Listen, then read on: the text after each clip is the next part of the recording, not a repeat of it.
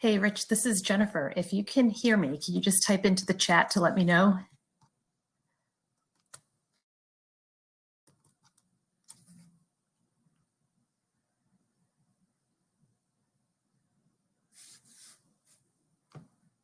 Very good, thank you.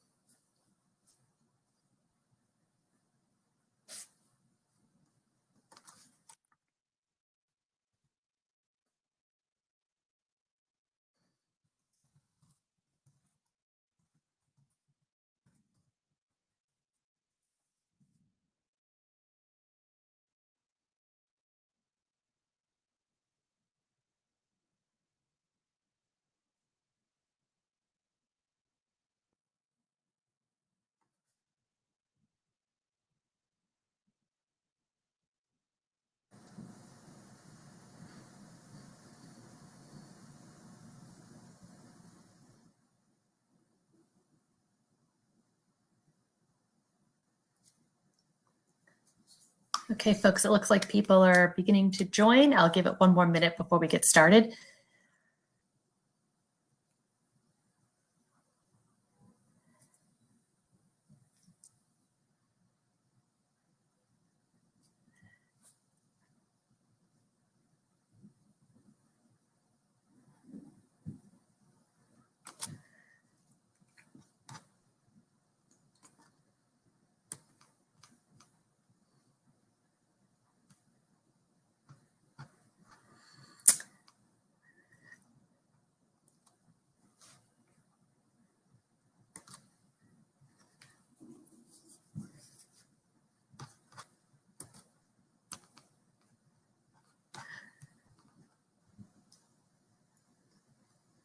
Okay, so we're just at 3:10. I'm going to go ahead and get started with just a brief introduction.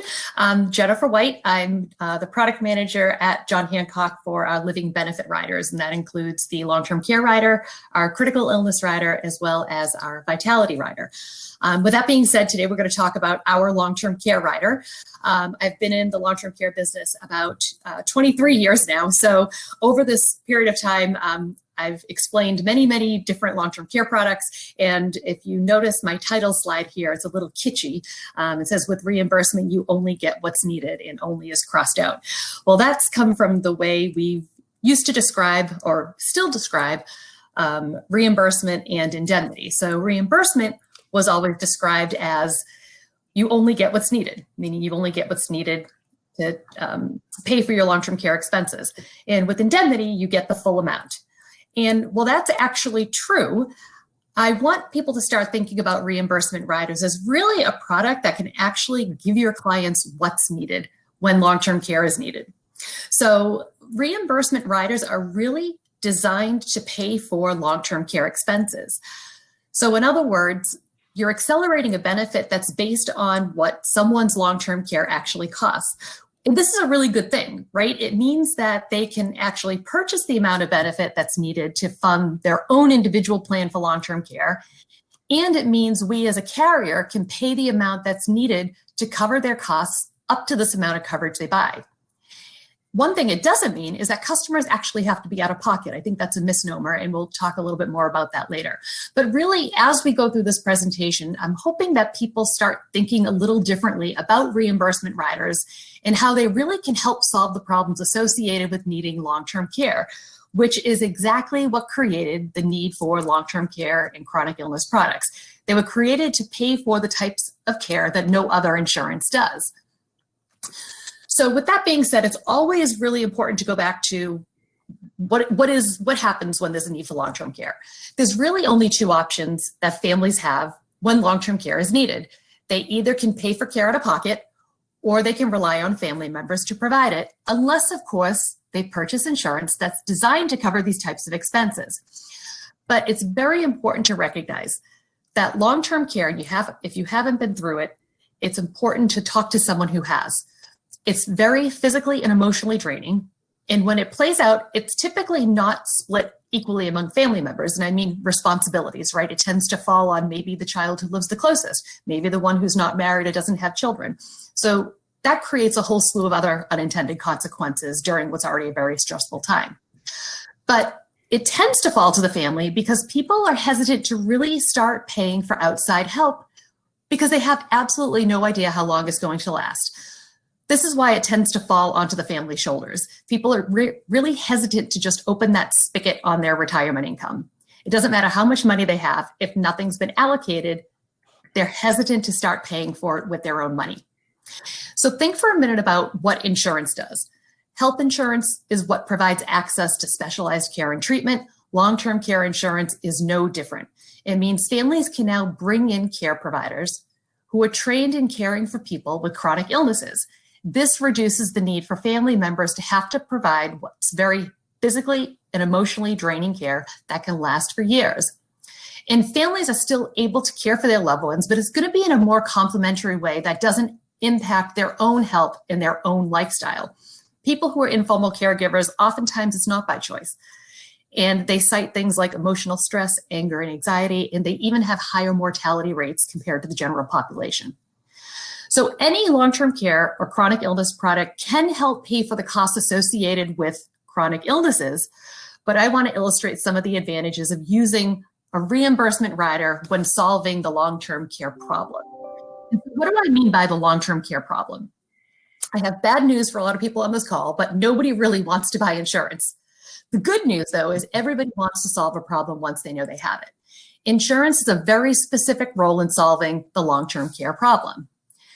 If nothing's been allocated to pay for long-term care expenses, their entire portfolio, and therefore their family is now in jeopardy.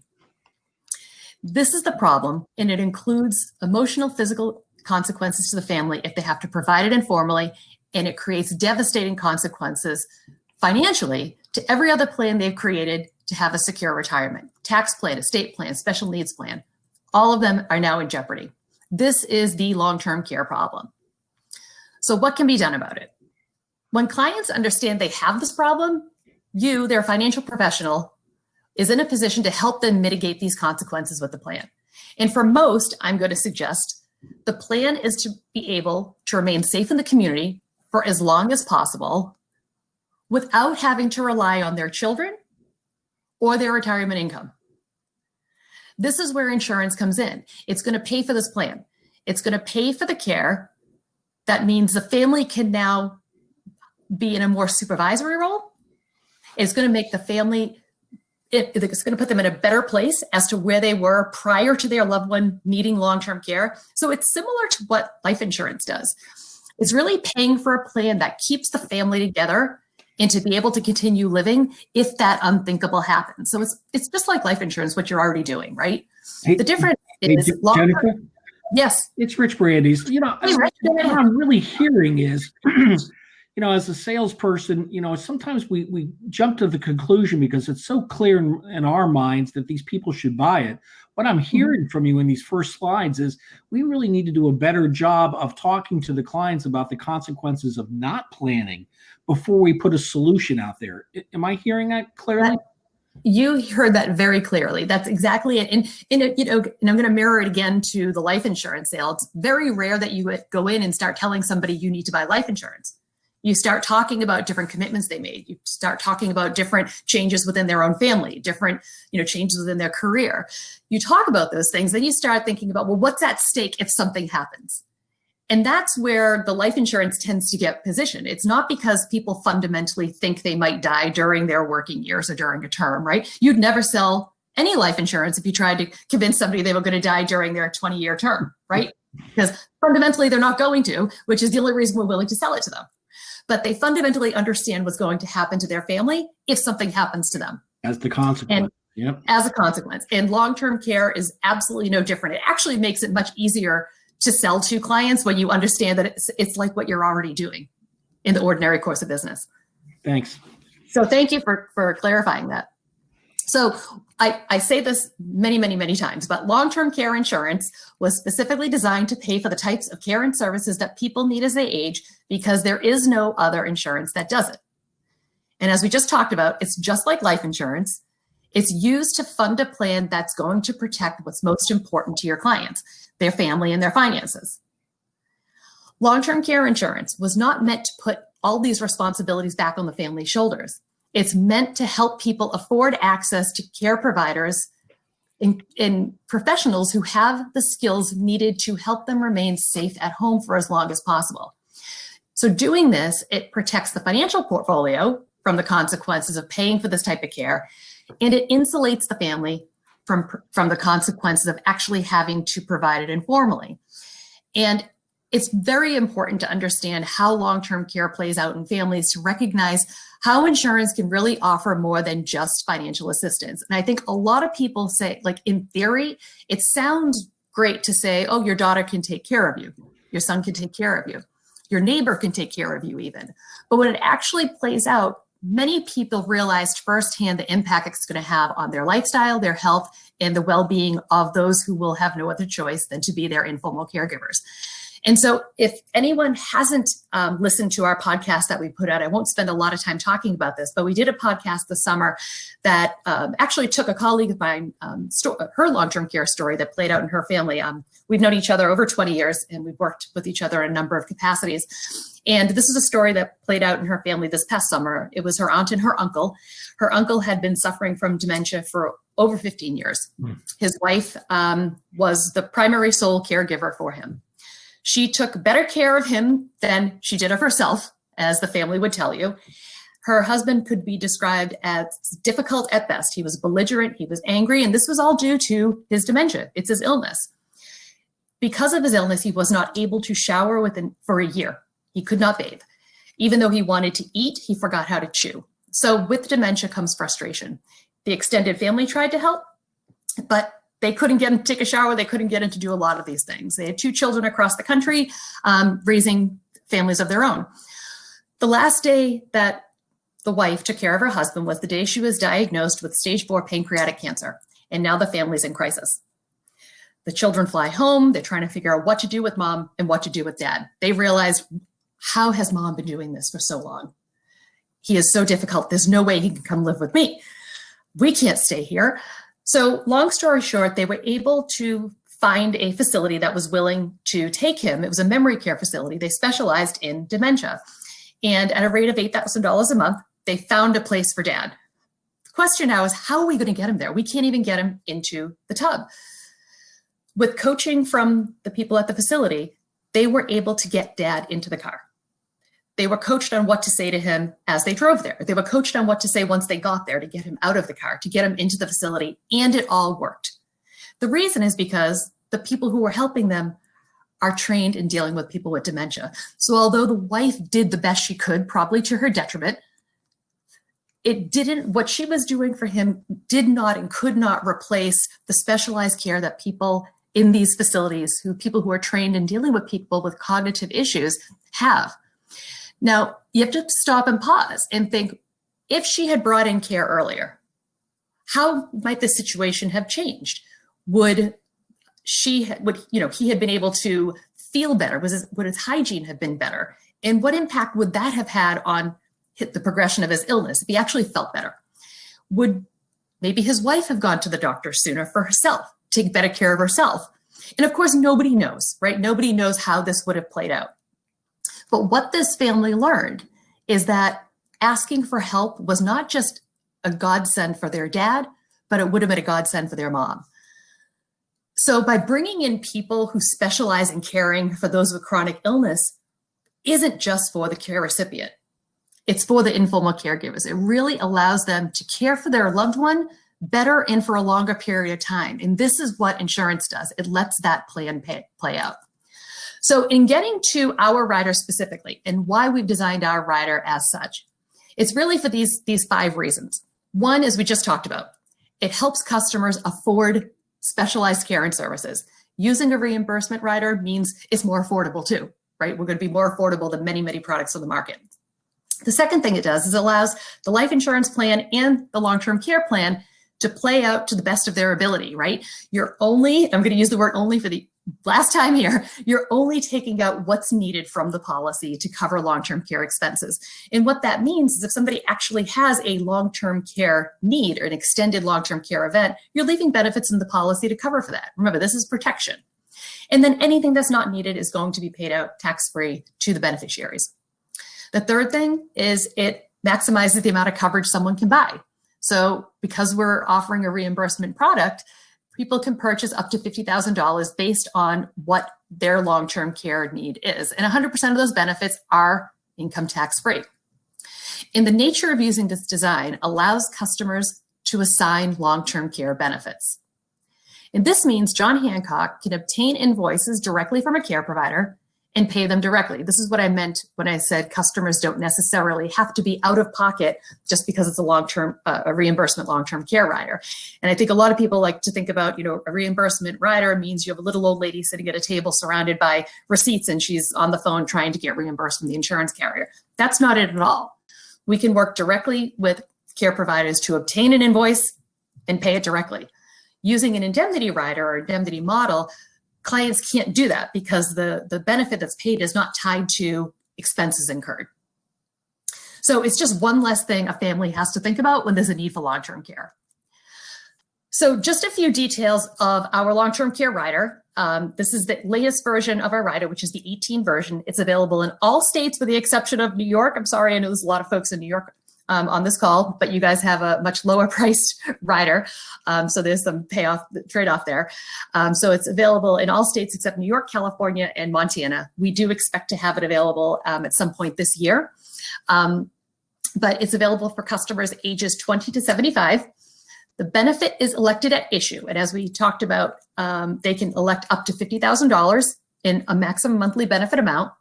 They can elect anywhere from 1 to 100% of that face amount to be their accelerated benefit pool. The accelerated benefit pool is their long-term care pool.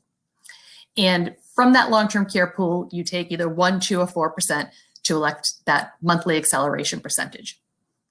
And as I just said, we reimburse for expenses incurred. If they're using less than the maximum monthly benefit, the excess is going to remain in the policy. And anything that's not paid out in long-term care benefits is paid to the beneficiary upon their death. Now, one change we just made at the end of last year on this version of the rider is we changed the way we calculate the elimination period. And it has been 100 dates of service. And that's what it's been on the 05 version, the 14 version, which is still currently in New York. But it's now changed on this current version to 90 calendar days. And what that means is there is no requirement to receive qualified long-term care services during the elimination period anymore. So we're not changing rates on this product. We're able to make this change and keep the same rates on the 18 version.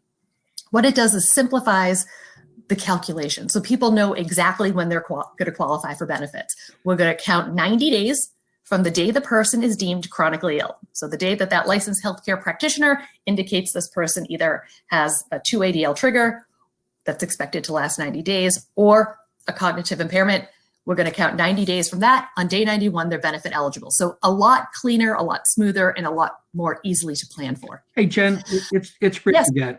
Sure. So, you know, in order to be eligible for a claim, really with any carrier, you know, it's 2 out of 6 ADLs with an expectation that it's going to last at least 90 days for a true long-term care rider. Let me be clear about that. So if I understand that, just by being eligible for claim, in other words, you're certified that it's expected for 90 days, you're kind of already in the mode that the 91st day is going to be automatic at that point, right? Yep, assuming your claim's approved, right?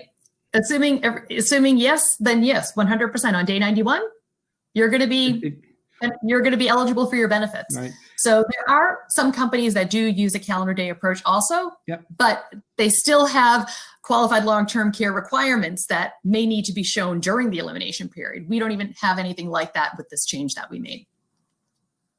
So, and that's part of it too, is it's still a one-time elimination period. And because you have that expectation of need where the care is expected to last 90 days, if it wasn't going to last 90 days, they would never be approved for claim, right? Because it would be considered a short-term claim. It wouldn't be considered chronically ill. So just by the mere, what you're saying is that if they actually have this expectation of need, then yes, the elimination period would start counting. Great. Thanks. Yep. Thank you. And then one other thing we added on this version of the rider is a stay-at-home services benefit. It's equal to 1 times the maximum monthly benefit. So if you have a $20,000 MMBA, 1 times 20 is $20,000. So you have $20,000 available to pay for the items you see on the screen here: home modification, durable medical equipment, caregiver training, and so forth.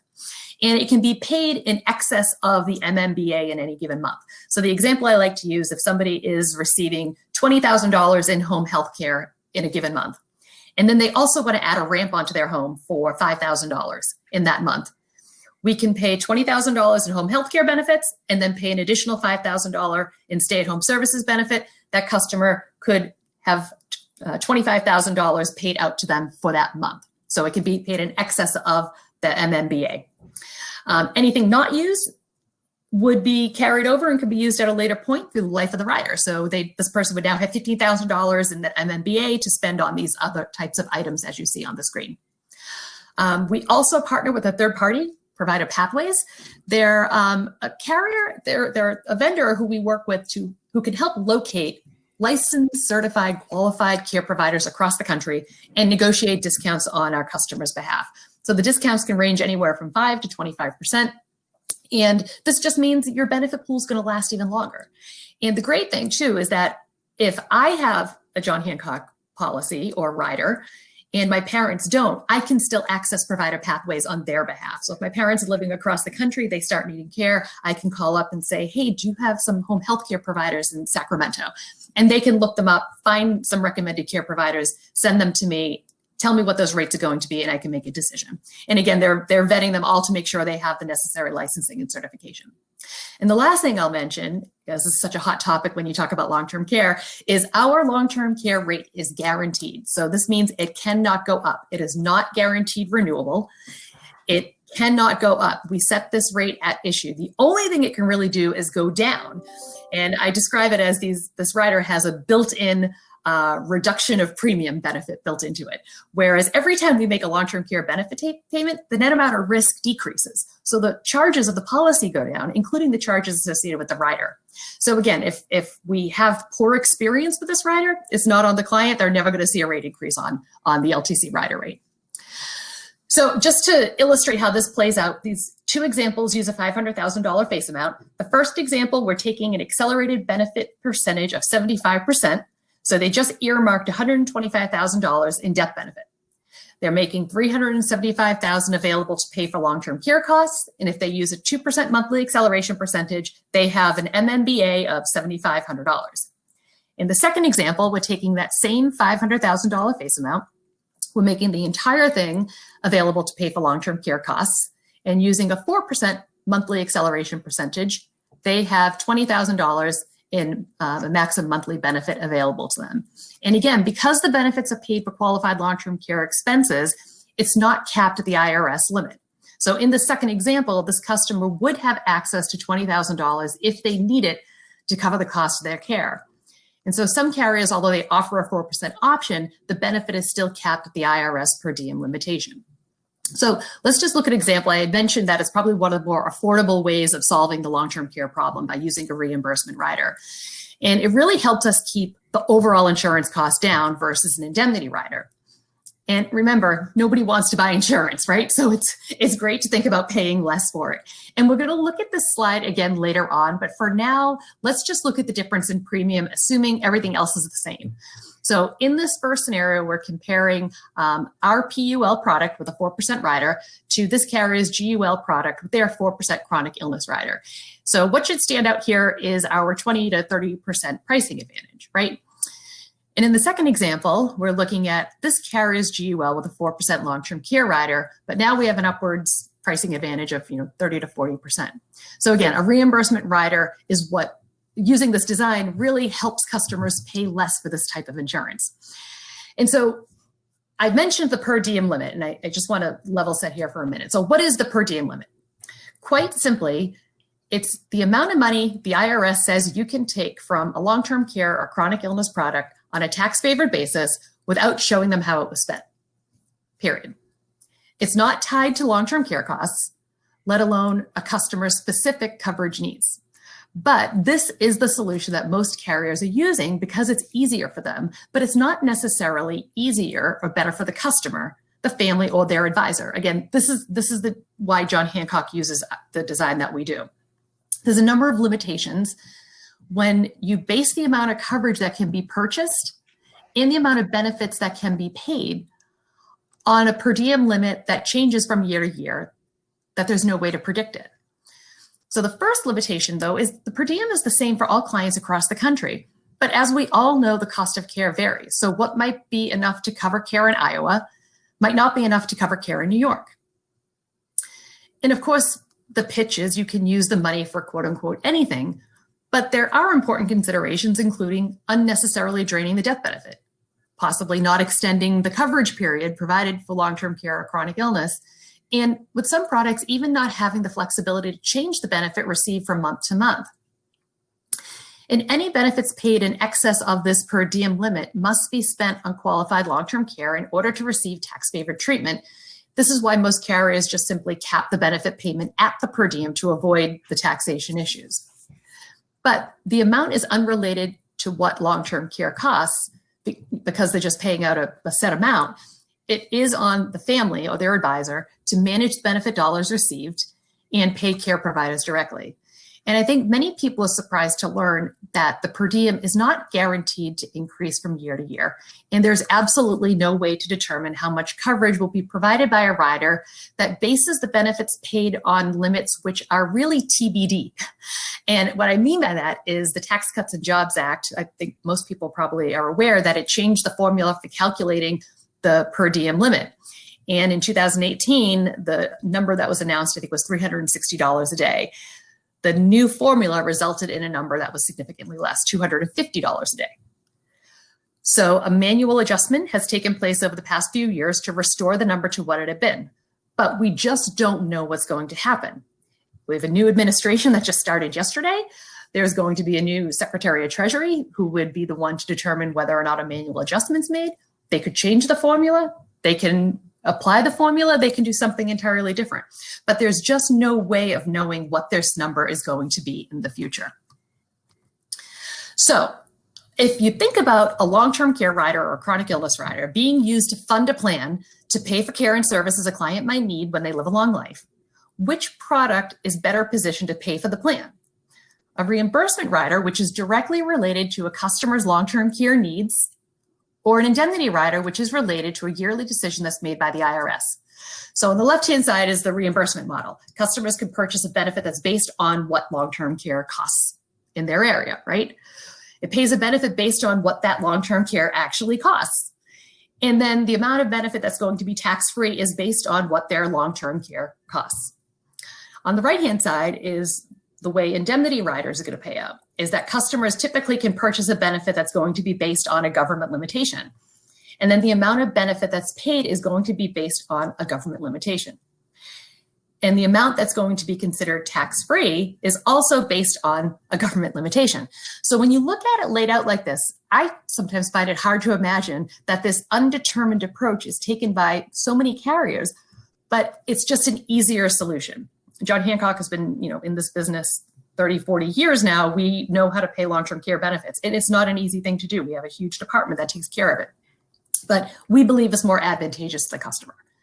And if you keep in mind, the plan is to remain safe at home for as long as possible while protecting the family from the consequences of informal caregiving and the financial portfolio from the consequences of having to reallocate income or liquidate assets. We really believe using a reimbursement rider offers a predictable way of doing this.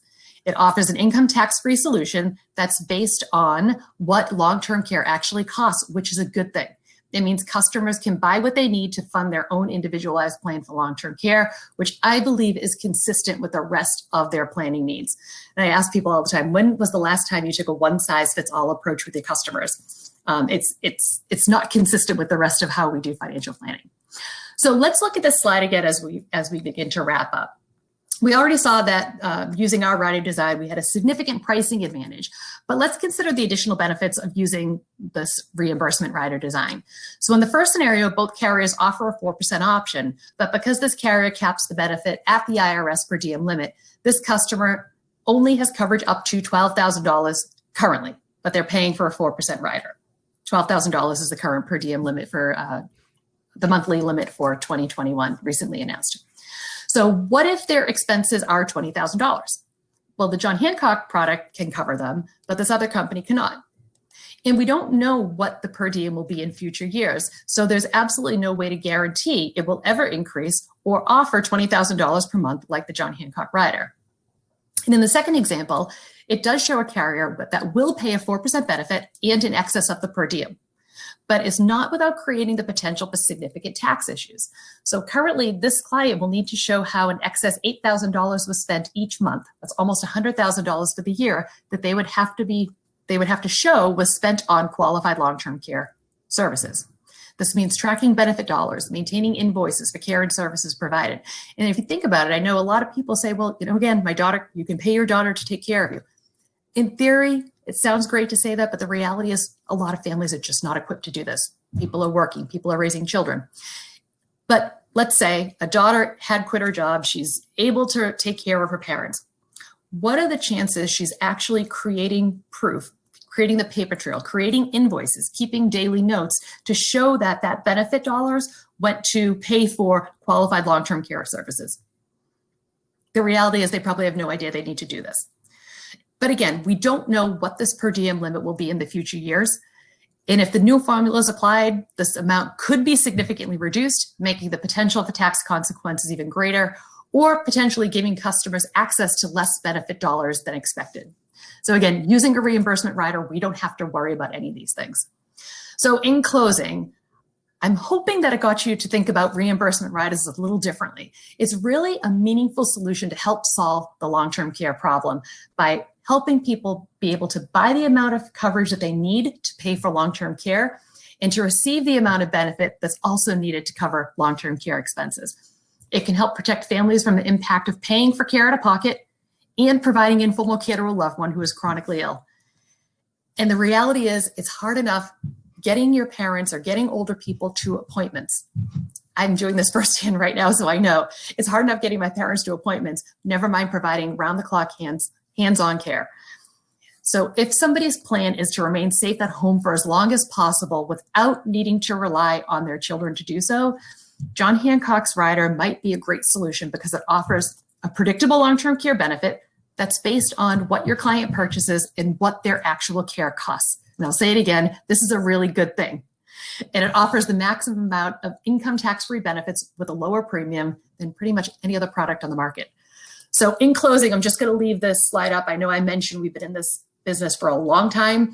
Overall, we've paid $13 billion in long-term care benefits.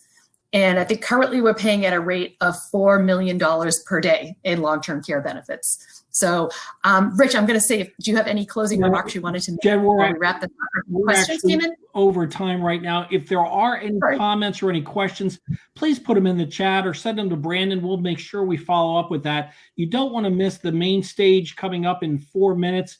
JJ Bowman is going to be talking about the new changes on 7702 and 49A. So, Jen, thank you so much. You did a terrific job with that. And Brandon, we're going to sign out now and head over to the main stage. Thank you. Thanks.